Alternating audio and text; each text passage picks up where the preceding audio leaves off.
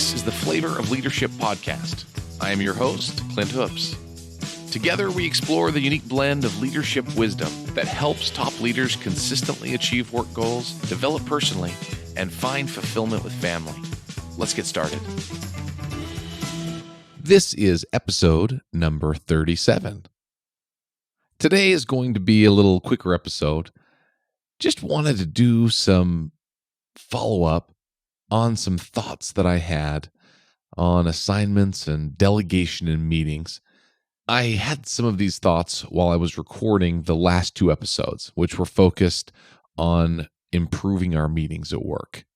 So during our meetings, there are typically assignments that are given or reports and follow-up on assignments that were given in previous meetings.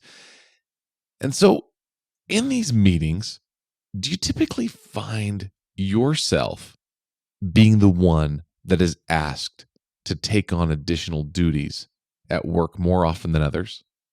You had that happen? You find that you're the one that typically is kind of that go-to person? Or on the other hand, if you're the leader of your team or your group, do you find that you are often the one faced with delegating some of these different tasks that happens in meetings? And do you find that when you have some of the most important items that have to get done, those mission critical items, do you find that there are just a handful of people on your team that always seem to be the one that ends up with those items? It seems like that happens. And, why is this? Why does this happen? And it may seem pretty obvious in many ways, but when you think about it, perhaps it is that they are just the most knowledgeable on a specific topic or many topics. So it seems like they end up being the ones that get it. But in the end, is it because they have more time available to work on a task than some of the other people? Probably not a lot of the times. Many times it is those people that are the go-to ones that are in fact the most busy. And so these mission critical tasks often end up going to these very dependable people that will get the job done well, and they'll get the job done on time. So rarely are these people not also extremely busy already. It's not like they're usually sitting there just with a lot of time on their hands. Usually they're the people that are busy, that have things together, and they're dependable, but they're also extremely busy already. At my home, so let's go to an example of my house. At my home, my daughter, Emily, she's my oldest daughter. She is more or less one of these go-to people. Already we can tell. She just gets things done. And she is so dependable. She's methodical, and she likes to ensure that things are done in order and done correctly before moving on to something else. We know that if we need something done that's important, or if we need to remember something, she is the one. She is the one who can take on the challenge, and she'll get it done. She notices things, and she is constantly proactively looking for ways to help. As you can tell from my description, we are so grateful to have Emily in our family. She really is one of those people that helps keep things together, especially with her other siblings, and is just a great help. And she is one of those go-to people that we know we can tell her, and things will get done. So in our family, that's an amazing thing to have. And at work, we have to have these kind of people. It always seems that every team has someone like this that seems to rise to the occasion, that can be depended on and consistently depended on. If not, teams will generally fail in the end or have to be reorganized, because it doesn't work unless you have some of these people. So there is a saying that is often attributed to Benjamin Franklin that I've heard several times over the years, but I found out that it is also attributed to several others. And so who knows which is correct? I don't know who originally said this quote. All I know is that there seems to be some truth to this quote. So no matter who said it originally, let's go ahead and share it. The quote is this: if you want something done, ask a busy person. If you want something done, ask a busy person.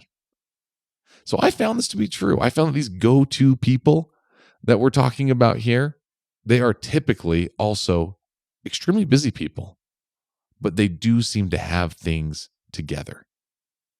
It seems like they have their systems in place to be able to execute well and consistently. And so they end up getting asked to do additional things, additional assignments. When it's mission critical, you go to that person because there's someone that'll make it happen, even though they already have so many other things on their plate. So is this a problem? Is this a bad thing? It does seem like this happens. So is this a bad thing? We rely on these people so heavily. Is it a bad thing? Maybe you are one of these people that gets delegated. So is this a bad thing? And I would answer that if it's not balanced, just like in a lot of things, then it can be a bad thing. Or if there is little or no accountability for the entire team, then yes, you can't have a team with no accountability where this person just picks up the slack because the leader won't hold everyone else accountable. So that is unhealthy, I feel. Your go-to person will get burned out and will eventually leave the team because it doesn't feel like a team when the accountability doesn't go to all levels. However, I have also found that there needs to be a variety of different people on our teams, which is a big part of this podcast, right? We call it flavor of leadership because there are different leadership flavors, and each team as well is a little bit different. It's balanced a little bit differently and a little different flavor, and the things that make each person special or make them tick is different. So some people are just plain better at different things. So they may not be better. They may not be that go-to person that's super consistent and methodical and organized to always get things done in an orderly fashion, but they might be really good at discovering new ideas, creating new systems, while others, like the ones we described above, are better at execution and seeing things through to completion.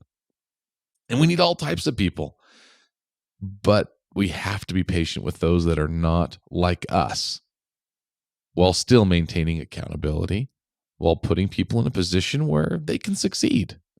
So the challenge for this week is this. Look for one of those people on your team that are the ones that you know you can always count on. That person that just gets things done, your go-to person. Look for one of those people. You might have a handful on your team, but look for at least one of those. And sit down and write them a simple thank you note. Or show your appreciation in another way, but make sure it's clear to them that you see what they do and you see how they help the entire team execute and see things through to completion. I'm telling you, they will appreciate so much that you noticed how much they do. This will help them not get burned out and help them know that you truly care. Give it a try. Promise it'll be worth your time. Until next week. Thanks for joining me on this week's episode of the Flavor of Leadership podcast. If you enjoyed what you heard, please share it with a friend. And if you haven't already, subscribe, rate, and review the show on your favorite podcast player. If you have any questions, comments, or feedback for us, you can reach me directly at flavorofleadership.com. Thanks for listening.